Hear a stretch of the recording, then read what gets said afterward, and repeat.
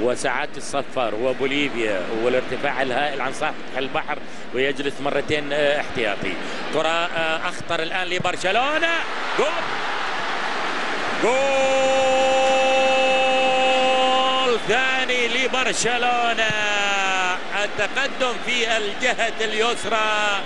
أتت مشاركة انيستا، أتت مشاركة دافيد فيا، ويأتي الهدف الثاني. إنه ميسي يعملها، ميسي يسويها، ميسي ويصيدهم كلهم. خلاص الحين ما عاد في فريق في الليغا في هذا الموسم إلا وقد اصطاده ميسي. ميسي يصطاد الجميع، كل حراس المرمى يصطادهم بهذا الهدف اللي سجله الآن، الهدف الثاني. لكن لاحظ الرائع تيو، دائما جيد هذا اللاعب تيو اللي يصنع الهدف مباشرة. ميسي اللي ما سجل في المرحلة الأولى واللي ظل مرمى سيلتا فيغو